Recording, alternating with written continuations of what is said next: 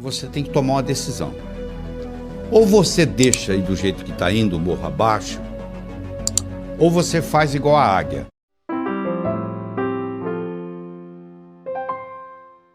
Uma águia nasce para viver 70 anos. 70 anos de vida. Só que quando chega aos 40, o bico dela está entortado, está velho, as garras já não são as mesmas, estão dificultando ela caçar, e a penugem dela já está fraca. Ela tem duas opções. Ou ela chuta o pau da barraca e deixa acontecer, e logo logo ela morre, ou ela resolve fazer um renascimento. Ela procura uma região onde tem uma pedra, onde tem água por perto, onde ela pode caçar roedores por ali, e ela decide ficar naquele lugar por 150 dias, 5 meses. E ela vai fazer o seguinte: ela vai pegar o bico e bater com o bico naquela pedra até o bico cair, e vai nascer um bico novo. Ela, com um bico novo, ela vai arrancar as garras velhas e vai criar garras novas. E ela, com um bico novo e as garras novas, ela vai tirar toda a penugem envelhecida e vai nascer penugem nova. E com 150 dias, com 5 meses, ela completa esse ciclo. E ela agora está de bico novo, garra nova, penugem nova. E ela agora está habilitada a voltar a caçar e a voar por mais 30 anos. Eu não sei qual a sua idade, mas eu sei que vai chegar um momento, se já não chegou na sua vida, que você tem que tomar uma decisão. Ou você deixa aí do jeito que está indo, morro abaixo, ou você faz igual a águia. Nós vamos agora aprender realizando suas metas. Primeiro você transforma os seus sonhos em metas. Depois você transforma suas metas em realidade. Como é que você faz isso? Muito simples. Primeiro, tem que ser sua. Por que você está estudando medicina? Ah, porque o papai gosta. Então manda seu pai fazer o vestibular. Ninguém tem direito de escolher profissão para os outros. Você tem que ter a meta sua, só pelo prazer de ter, para ela se manifestar no universo. É só isto, mais nada. O dinheiro vem como consequência. Então, primeiro tem que ser sua. Você está fazendo o que você gosta? Se não tiver, você muda. Segundo, a sua meta tem que ser grande. Você tem que mirar na lua, porque se você errar, você não vai estar entre as estrelas. Em 1976, quando eu me mudei para os Estados Unidos, eu falei para um amigo meu: em 3 anos eu vou ensinar cardiologia para os americanos. Ele riu de mim. Sabe quanto tempo levou? Em 8 meses eu dei a minha primeira apresentação em Washington, D.C., para 400 cardiologistas. Quando eu contei para o meu amigo, ele riu, eu sabia que o tamanho estava bom. Tenha metas grandes, que você valer a pena você brigar por elas, porque meta pequena não lhe estimula. Se você mirar na lua e errar, você vai estar entre as estrelas. Tem que ser grande. Terceiro, ela tem que ser positiva. Não é o que você não quer, é o que você quer. O que você quer na vida? Eu não quero doença, eu não quero pobreza. Eu não estou perguntando o que você não quer. Eu quero saber o que você quer. Se você se concentra no que você não quer, ao invés de se concentrar no que você quer, é como se você estivesse dirigindo um carro olhando pelo retrovisor. Você sabe de onde você está vindo, você não sabe para onde você está indo. Você tem que concentrar naquilo que você quer. Colocar energia. Eu não quero ser igual ao meu pai. Ser igualzinho ao seu pai. Todo mundo sabe disso, menos você. Por quê? Quando você diz eu não quero ser gordo, você pensa em gordura. Quando você diz eu não quero ser pobre, você pensa em pobreza. Você sabe que tudo é criado 2 vezes. Primeiro você cria aqui, depois você se manifesta. Manifesta no seu universo físico. Você tem que ter objetividade, ela tem que ser objetiva. Ela tem que ser datada. Tem que ter uma data. Quando que você quer isso? Ela tem que ser específica. O cérebro trabalha ciberneticamente. Cibernética trabalha com especificidade. Você imagina um termostato no ar-condicionado de uma sala e você pergunta para mim que temperatura que eu coloco aqui. Eu falo mais ou menos. Você vai colocar o quê? Agora, se eu falar 21 graus Celsius, você vai lá e coloca. O que você quer? Eu quero dinheiro. Dinheiro você já tem no bolso. Ah, eu quero mais. Vou te dar mais $1, tá bom? Não adianta, não é só. Você tem que ser específico. Você quer quanto? Eu quero $50 mil na minha conta até o final do ano que vem. Eu não estou garantindo que você vai obtê-lo, mas eu posso lhe dizer que a chance de você obter aumentou violentamente. E todas as vezes que você quiser chegar a algum lugar, você tem que saber de onde você está saindo.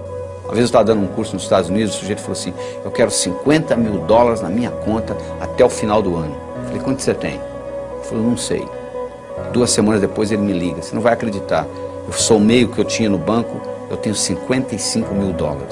Ou seja, ele estava pedindo o que ele já tinha. Aliás, ele não é o único na jogada. Tem gente que diz assim, Deus, meu Deus, eu quero talento. O que você acha que é talento, meu? Você acha que o pianista, ele sentou no piano e tocou? Ele praticou anos e anos e anos e anos para chegar lá. É verdade? Você acha que essa eloquência que eu tenho aqui conversando com você diretamente, isso apareceu da noite para o dia? Eu dou aula desde os 12 anos de idade. Então, essa história de talento tem muito a ver com a prática. Quanto mais você pratica, mais sortudo você fica. A sua meta tem que ser específica. Ela tem que ser datada. Você tem que saber de onde você está saindo. Qualquer lugar que você quiser, você liga para mim e diz assim, como é que eu chego aí? Eu pergunto de onde você está. Onde você está? Ah, não sei. Então eu não posso te ajudar. Você precisa ir a qualquer lugar, você tem que saber de onde você está saindo. Quais são as suas qualidades. Põe uma meta que seja significativa. Ela tem que ter uma importância para você e para os outros. Não é uma coisa que só você vai se beneficiar. Se só você se beneficiar, ela não é ecológica. Às vezes ela não é ecológica nem para você. Ecológica, a meta sendo ecológica é importante. Eu não posso divulgar o meu trabalho pelo mundo todo e ao mesmo tempo passar 5 dias da semana com os meus filhos, com a minha família. Se eu quiser fazer a mesma coisa, simultaneamente, divulgar o meu trabalho e passar 5 dias com a minha família por semana, uma dessas duas não é ecológica, porque uma vai brigar com a outra. Porque eu estou querendo criar 2 metas praticamente antagônicas. Eu não posso viajar pelo mundo todo, pelo Brasil todo, e ao mesmo tempo ficar 5 dias com a minha família por semana. Então você tem que ver que uma meta não pode ir contra a outra.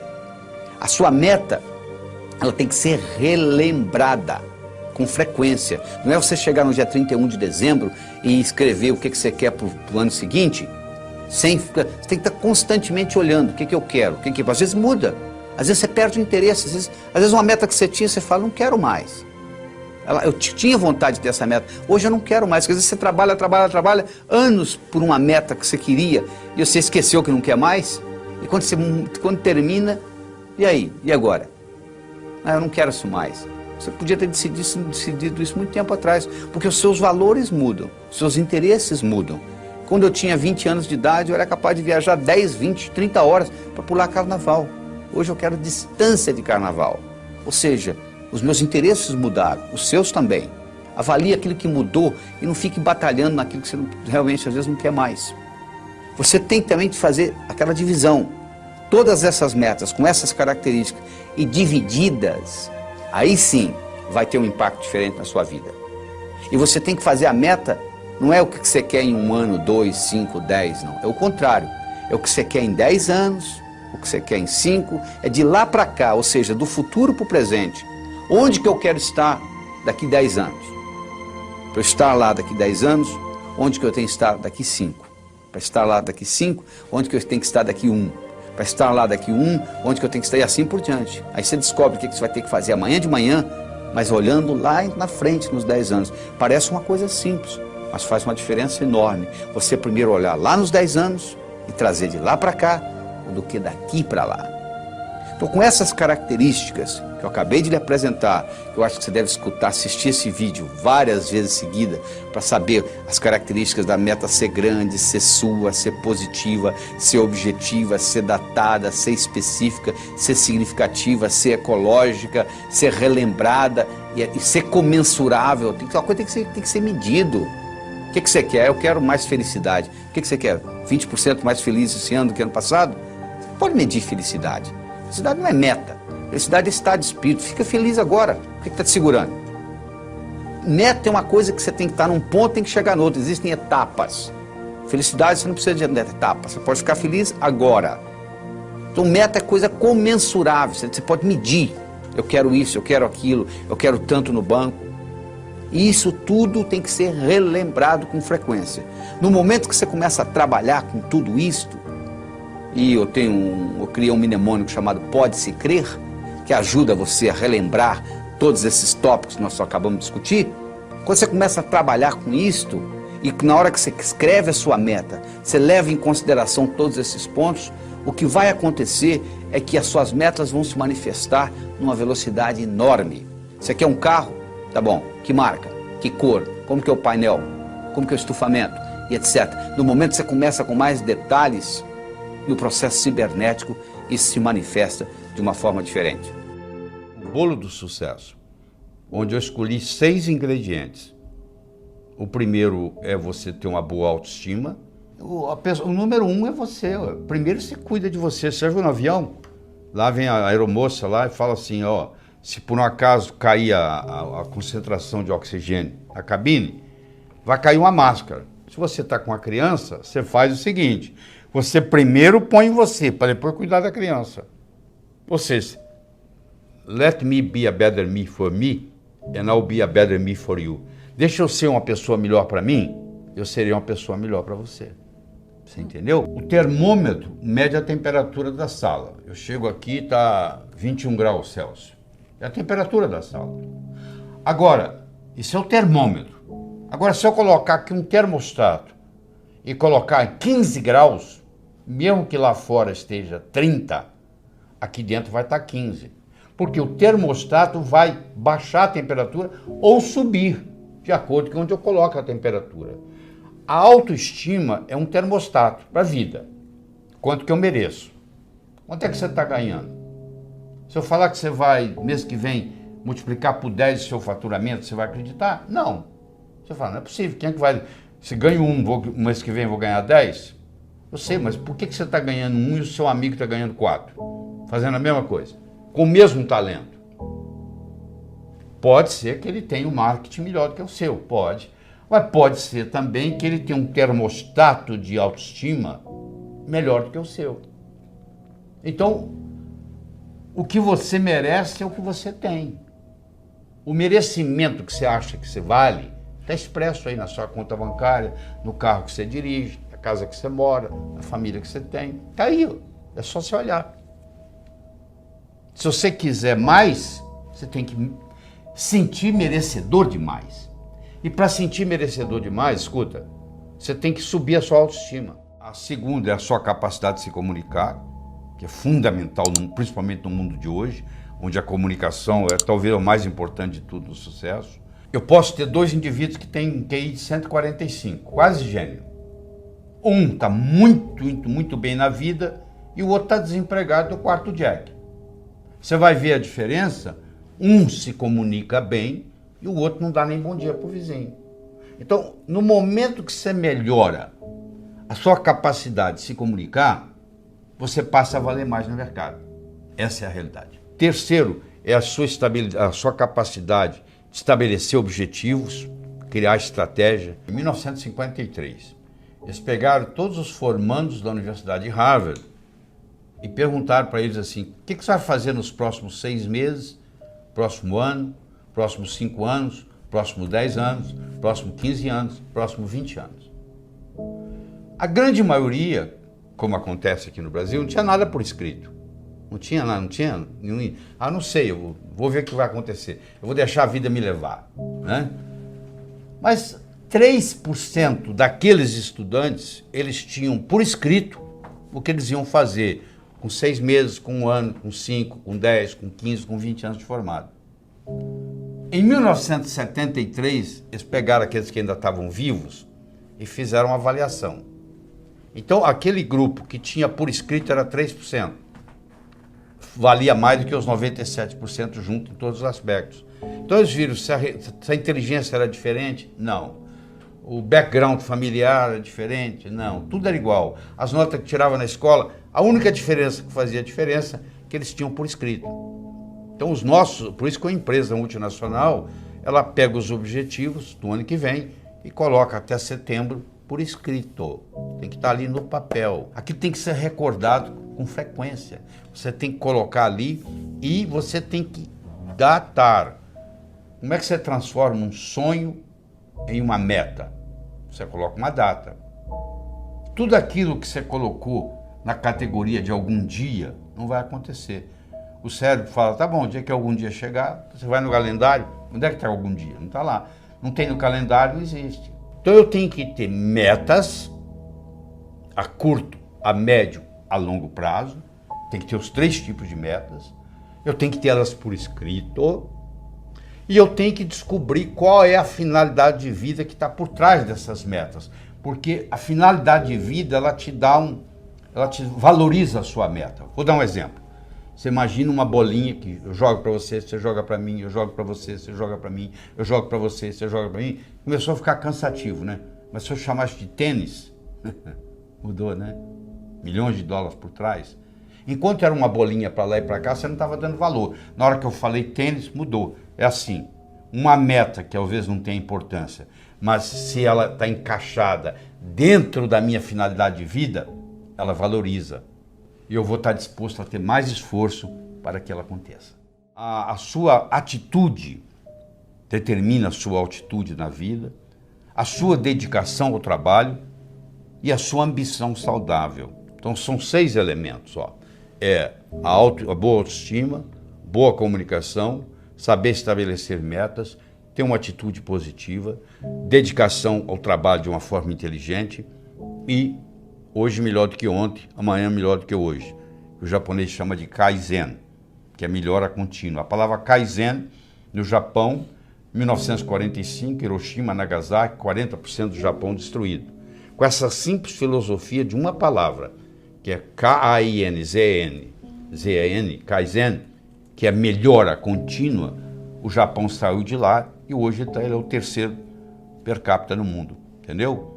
3º país mais desenvolvido do mundo, então, ou seja, está lá no pódio. Saiu de 40% destruído, é um arquipélago com mais de 3.000 ilhas, não é um continente, muito complicado, mas, no entanto, com a filosofia Kaizen, que é melhora contínua, que eu recomendo você adotar isso, eu adotei isso na minha vida, hoje é melhor do que ontem, amanhã é melhor do que hoje, e aí você junta esses 6 ingredientes com a pitadinha do que eu chamo a diferença entre o profissional e o amador. O que difere o profissional do amador? Paciência e persistência. Porque o amador, se não der certo, ele chuta o pau da barraca. O profissional sabe que o amanhecer só vem depois da noite ter passado. Que Roma não foi construída em um dia. Então tem que ser de grão em grão a galinha enche o papo. Então tem que ser aos pouquinhos para chegar lá. Então eu coloco esses 6 ingredientes com paciência e persistência e o resultado só pode ser um: obter aquilo que você quer. Imagina uma vaca subindo o morro. Você pensa que é a vaca que determina onde que ela pisa? Não. Quem determina onde a vaca pisa não é a vaca, é a estrutura do terreno. Sabia disso? A única coisa que a vaca faz, ela procura o caminho mais fácil. A mesma coisa ocorre conosco. O nosso comportamento vai depender da nossa estrutura psicológica. Força de vontade não adianta nada. Você pega uma bola de futebol, coloca no fundo de uma piscina e segura lá por quanto tempo? A estrutura da bola foi feita para flutuar. Então na hora que você soltar, ela vai para a superfície. Do mesmo modo que a estrutura de uma pedra foi para ficar no fundo. Você não consegue segurá-la na superfície. Você vai cansar, ela vai afundar. Então o mais importante de tudo é você determinar a sua estrutura psicológica, é você mudar essa estrutura psicológica, ou seja, você está preparando a sua estrutura psicológica. Preparando como? Fazendo aquelas escolhas que nós já discutimos. Eu escolho ser sadio. É muito diferente de você não ser doente, sabia disso? A maioria não é doente, você vai no médico, você não tem diagnóstico de doença nenhuma. Não significa que você seja sadio. Ser sadio significa ter energia para implementar tudo que você tem na cabeça. E poucas pessoas são sadias, a maioria não é doente. É muito diferente ser sadio e não ser doente. Eu escolho ser a força criadora na minha vida. Eu escolho ser sincero para comigo mesmo. Significa quando eu digo sim é sim, quando eu digo não é não. Todas as vezes que você diz sim e gostaria de dizer não, um pedacinho de você morre. Isso, quando você faz essa estrutura, você está se estruturando para longo prazo, para fazer um processo de longa duração. Aí sim se mantém.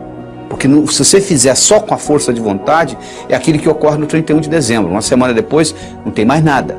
Agora, se você mexe na sua estrutura psicológica e implementa isso, isso fica uma coisa constante. E um modo de você fazê-lo é você ter os seus sonhos, você ter as suas metas e você manter os seus olhos nas metas. Sabe qual a diferença entre etapa e obstáculo? Se você está no ponto A e quer ir para o ponto B, existe um espaço para percorrer entre o ponto A e o ponto B. Então, se você tirar os olhos da sua meta, o que você encontra entre o ponto A e o ponto B, você vai chamar de obstáculo. Se você mantiver os olhos na sua meta, o que você encontra entre ponto A e ponto B, você vai chamar de etapa. A diferença entre etapa e obstáculo é onde você está com os olhos. Então, manter os seus olhos a longo prazo é muito importante, porque se você só tem metas curtas, o seu chefe briga com você amanhã de manhã e estragou seu dia. Agora, se você está interessado daqui 5 anos, daqui 10 anos, daqui 20 anos, o seu chefe brigar com você amanhã de manhã não vai fazer diferença nenhuma, porque você está preocupado lá na frente. É muito importante você ter essa visão a longo prazo e manter o seu olho na meta, que com isso o que era obstáculo vira etapa.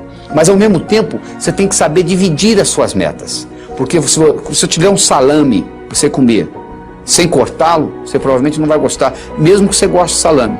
Mas se você for cortando fatia por fatia, e conversando e tomando uma cerveja, um refrigerante, você acaba comendo metade do salame sem sentir, não é verdade? O mesmo ocorre. Tem gente que diz assim, poxa, eu vou escrever um livro, é demais. Escreva um capítulo. Ah, demais. Escreva um parágrafo, escreva uma frase. Aí uma frase, outra frase, vamos fazer o parágrafo, vai fazer a página, vai fazer o capítulo, vai fazer o livro. Procure dividir as suas metas. Você quer ser milionário em 5 anos? Onde é que você vai estar daqui a 4? E daqui a 3? E daqui a 2? E daqui a 1? E daqui a 6 meses? E daqui a 30 dias? E daqui a uma semana? O que você vai fazer amanhã de manhã para ser milionário daqui a 5 anos? Não é só esperar o tempo passar, não. O bonito é que quando você divide isto, o que você tem que fazer amanhã de manhã, diferente do que você teria que fazer se não tivesse essa meta, não vai ser quase nada. Porque a meta vai sendo diluída.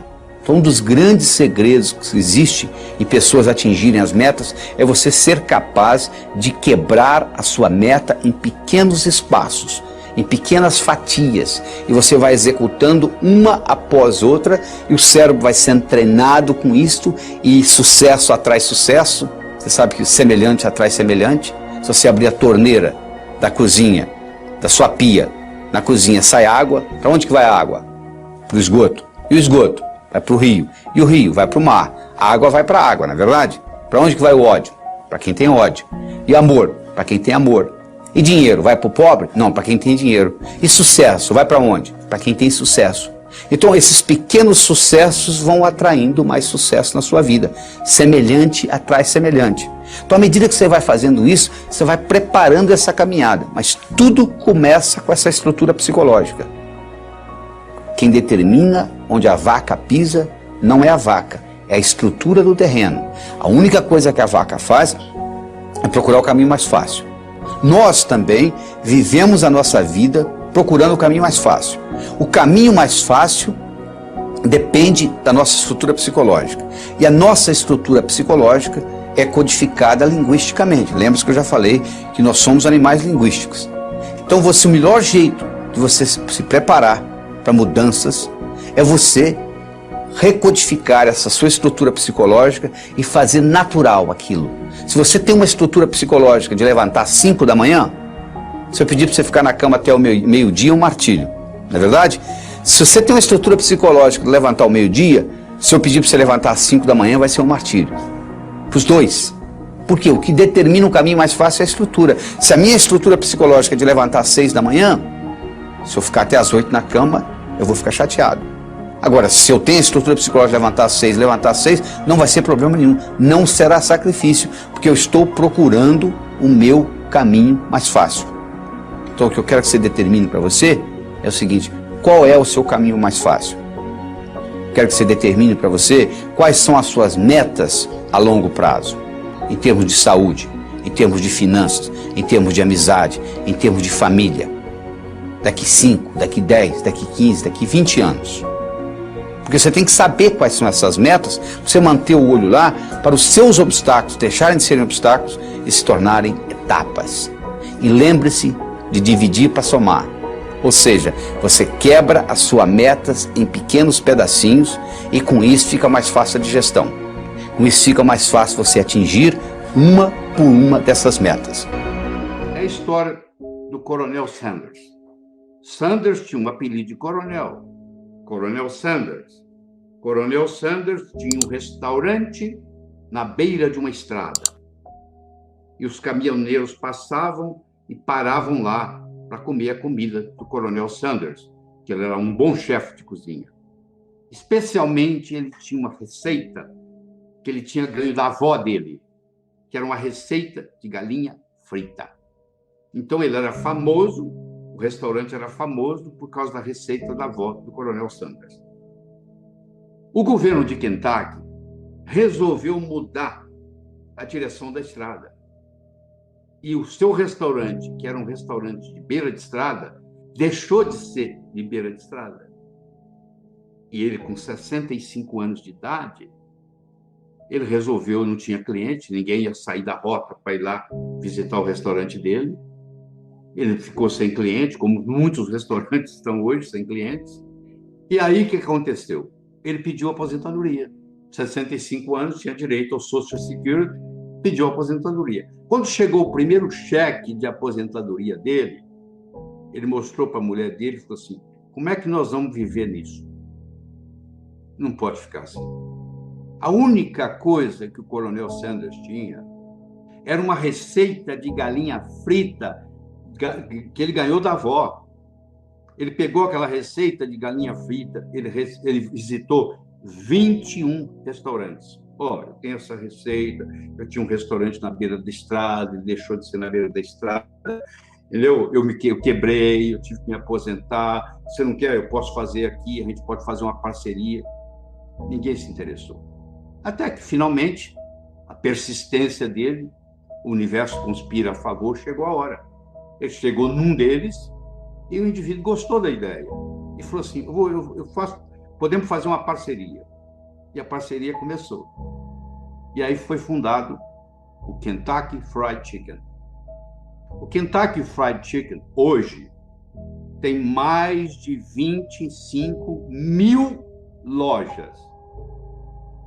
O Kentucky Fried Chicken domina o mercado de frango no Japão. E os importadores de frango do Brasil para o Japão, que o Japão é o maior importador de frango do Brasil, eles vendem principalmente para o Kentucky Fried Chicken. Então, o Coronel Sanders indiretamente está ajudando o Brasil. Agora eu lhe pergunto, um cara com 65 anos de idade, com um cheque de aposentadoria do Social Security, a única coisa que ele tinha com ele era uma receita de galinha frita. E ele consegue mudar o mercado de frango no mundo. Você está esperando o quê? Era uma vez, numa pequena ilha da Grécia, havia um sábio famosíssimo. Famoso porque, até aquele dia, todas as perguntas feitas a ele, ele soube responder. E a fama dele transcendeu a Grécia. Vinha gente de longe. Mas um dia, um adolescente, conversando com um amigo dele, adolescente, disse, eu acho que eu sei como é que eu vou enganar esse sábio. Eu vou pegar um pequeno passarinho, vou esconder nas minhas mãos, vou levar para ele e vou perguntar se está vivo ou morto. Se ele falar vivo, eu vou espremer e deixar cair morto nos pés dele. Se ele falar morto, eu vou abrir a mão, vou deixar o passarinho voar. Interessa que ele responder, dessa vez ele vai errar. Aí você imagina, o adolescente pegou o pequeno passarinho, colocou nas mãos, foi até o sábio, olhou pro sábio no olho e disse assim, sábio, diga-me, o passarinho nas minhas mãos está vivo ou morto? O sábio olhou para ele e disse, meu jovem, a resposta está nas suas mãos. Você que está aí, eu quero que você saiba que o seu sucesso, tanto pessoal quanto profissional, esteve, está e sempre estará nas suas mãos. Você não faz um bolo só com farinha, nem só com manteiga, nem só com ovos. Você precisa de vários ingredientes. O bolo da vida necessita vários ingredientes. E um desses ingredientes é o diálogo. Um desses ingredientes é a capacidade de se comunicar. Ele não é o único, mas ele é fundamental. A comunicação tem 3 níveis. O primeiro nível eu chamo de boca-ouvido. O segundo nível eu chamo de cérebro-cérebro. O terceiro nível eu chamo de coração-coração. Vamos começar com o primeiro nível. Boca-ouvido. Deixe-me primeiro fazer uma distinção para você. Ouvir e escutar não são sinônimos. Você ouve com o ouvido. Você escuta com o cérebro. Você já foi alguma vez num restaurante e pediu ao garçom para lhe trazer uma água com gás e ele lhe trouxe uma água sem gás? Ou você fez uma solicitação e ele lhe trouxe outra? Aquele garçom, naquele momento que ele recebeu o seu pedido, ele estava operando no nível 1. No nível 1 ninguém é promovido. No nível 1 você não conquista as pessoas. No nível 1 você não vai para frente na vida. Não interessa a nota que você tirou na escola, isso não faz diferença. Porque a escola lhe passa informação. A vida lhe exige competência de ação. O que cai na prova não cai na vida. Se você observar na sua cidade, você vai encontrar indivíduos que eram CDFs, que eram estudantes brilhantes, e hoje são pessoas que estão perdidas na vida. E você vai encontrar também pessoas que eram estudantes medíocres, e hoje são excelentes empresários, estão contribuindo para o bem-estar da comunidade. Por que isso? Porque esses segundos, eles sabem dialogar com o mundo, eles sabem dialogar com a sociedade, eles aprenderam, talvez até intuitivamente, o poder da comunicação. Então, se você me permite, eu vou começar a trabalhar nesse modelo do nível 1, boca-ouvido, nível 2, cérebro-cérebro, nível 3, coração-coração. Quando você está operando no diálogo no nível 1, não acontece nada. É o pai que está dando um sermão para o filho. E entra num ouvido e sai no outro. E o pai não percebe que ele vem falando isso há 5 anos e não funcionou nada. Pelo contrário, o filho até ficou rebelde de escutar o pai falar aquilo. E o pai não se dá conta que aquilo não é diálogo, que é um monólogo que ele está falando para o vento. Porque está entrando no ouvido e saindo no outro. Eu só posso me comunicar com vocês se nós fizermos uma conversa que interesse vocês. Não tem outro jeito. No diálogo, na comunicação, nós temos que modificar um pouquinho aquela frase que você conhece. A frase é assim: faça aos outros o que você gostaria que fosse feito a você.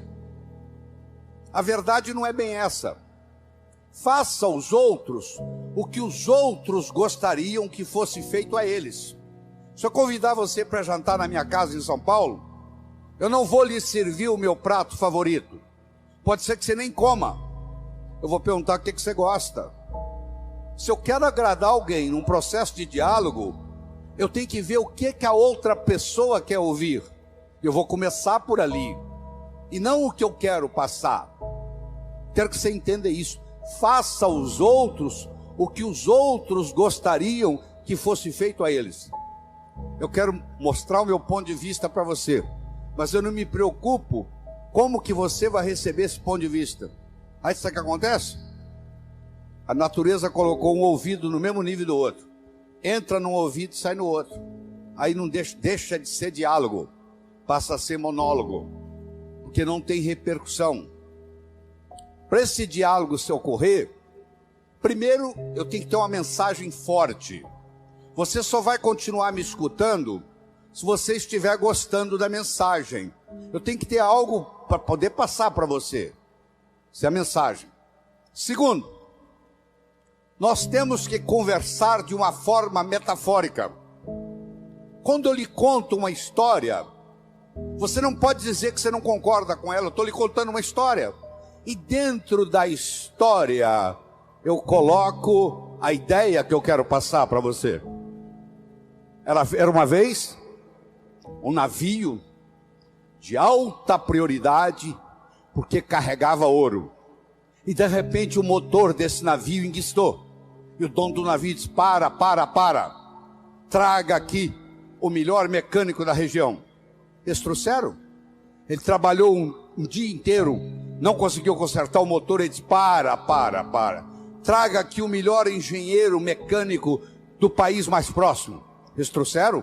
Ele trabalhou 2 dias, não conseguiu consertar o navio. Ele disse: para. Traga aqui de onde estiver, de helicóptero, quem montou essa máquina desse navio.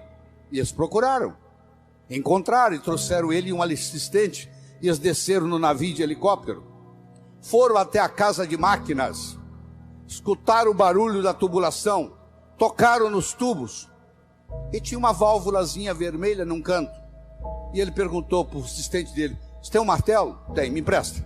Ele foi lá e pim, ligue. Eles ligaram, tudo funcionou às mil maravilhas. Os 3 indivíduos que trabalharam, o primeiro que trabalhou um dia, o segundo que trabalhou 2 dias, e esse que deu a martelada na válvula, mandaram as suas respectivas contas. Quem trabalhou um dia mandou uma conta de $100. Quem trabalhou 2 dias mandou uma conta de $400, $200 por dia, porque ele havia trabalhado 2 dias e ele era mais sofisticado do que o outro. E quem deu a martelada mandou uma conta de $10.000. O dono do navio falou: eu vou pagar, porque ele consertou o meu navio, mas eu só pago com uma condição: que ele mostre como é que ele chegou à conclusão de me cobrar $10.000. E ele mandou um bilhete para o dono do navio: para dar a martelada, $1. Para saber onde bater com o martelo, 9.999. Olha que interessante. Você imagine que nós estamos almoçando e eu conto essa história para você. Aí nós estamos num diálogo, almoçando. Aí você vai para o seu escritório comigo e você está pensando em me contratar para ser seu consultor na sua empresa. E você pergunta assim: doutor Laí, qual é a sua remuneração? E eu falo um preço elevado. Ao invés dele você falar é caro, você vai pensar assim: esse cara sabe onde bater com o martelo. Eu preparei o seu cérebro para escutar o meu diálogo com você. Através de quê? Através de uma história, através de uma metáfora. A pessoa que sabe dialogar, ela conversa metaforicamente. O político que ganha a eleição é um contador de histórias. O padre que faz o sermão que agrada a todos é um contador de história. Porque quando você está contando uma história, a mente crítica baixa. Você conta a história e leva o que você quer levar junto da mensagem. E a mensagem entra na estrutura psicológica. Terceira coisa importante no diálogo é uma linguagem apropriada. Você já foi a um médico e o médico começa a usar aquela terminologia médica que só ele entende. E aí você volta e a sua família te pergunta: e aí, o que você tem? O que o médico falou? Ah, não entendi o que o médico falou. Esse médico não tem nada de inteligente. Ele tem que conversar numa linguagem que o paciente entenda. A própria Bíblia tem uma citação dizendo que se você não falar a linguagem de quem está lhe escutando, você está falando aos ares. E outra coisa importante é a percepção. Uma coisa é o que você está passando, a outra coisa é que o outro está captando. Ah, você é um vendedor? Sou. Você é um bom vendedor? Ótimo vendedor. E aí, você tem vendido bem? Não, tem vendido muito mal. Então você não é um bom vendedor. O aluno que diz que é bom aluno, ele tem que me mostrar um boletim bom. Eu não conheço bom aluno com boletim ruim. O mínimo que você tem que me mostrar como bom aluno são boas notas no boletim. Isso lhe caracteriza como bom aluno. Se você é vendedor e você não está vendendo o que você gostaria de vender, você vai me desculpar, a tecnologia, A abordagem que você está usando de vendas está sendo inadequada. Talvez a sua linguagem não está sendo apropriada, talvez a sua mensagem não está sendo forte o bastante, talvez você não esteja fazendo uso dos recursos da metáfora, das histórias. Semana passada teve um cliente aqui e eu falei para ele o seguinte: aí você pode falar o que você quiser. Você está falando, você está contando para esse cliente que está na sua frente o que você fez com o cliente da semana passada, o que você falou para ele. Mas na realidade você está falando para esse escutar, mas você usou o artifício metafórico de que você está falando para o outro. E quando você trabalha esse fenômeno do diálogo desse jeito, quando você termina, a pessoa se sente convidada a participar das suas ideias. Ela se sente... O filho, quando um pai sabe ter um diálogo com ele, quando termina o diálogo, o filho se sente convidado a experimentar o que o pai está falando para ver se dá certo. É um convite que ele recebe. Era uma vez um escritor que vivia à beira-mar. Ele tinha por costume caminhar na praia e à tarde e à noite ele escrevia. Uma manhã ele estava caminhando na praia e de longe ele avistou um jovem que dançava na areia. Aquilo despertou a curiosidade dele, ele se aproximou. Quando ele se aproximou, ele viu que o jovem não estava dançando. O jovem estava jogando coisas no oceano. Ele perguntou para o jovem: jovem, o que você está fazendo? O jovem respondeu: o sol está quente, a maré está baixa, essas estrelas do mar estão morrendo desidratadas aqui, eu estou jogando-as de volta ao oceano. Aí o escritor olhou para o jovem e disse: jovem, será que você não entende? Existem centenas e centenas e centenas de quilômetros de praia, centenas de milhares de estrelas do mar na areia. Você jogar uma ou outra de volta no oceano, no total não vai fazer diferença nenhuma. O jovem pegou uma estrela do mar, jogou no oceano, olhou para o escritor e disse: para essa eu fiz diferença. O escritor foi para casa. Naquela tarde ele não conseguiu escrever. Naquela noite ele não conseguiu dormir. Na manhã seguinte ele levantou-se, juntou o jovem e os dois juntos começaram a jogar estrelas do mar de volta ao oceano. Eu estou conversando com vocês quase 30 minutos. Eu não sei qual impacto essa conversa vai ter. Se vai entrar no ouvido, se vai sair no outro, se você achar que eu estou errado, etc. Mas eu vou dizer uma coisa: se fez diferença para um de vocês, já valeu a pena.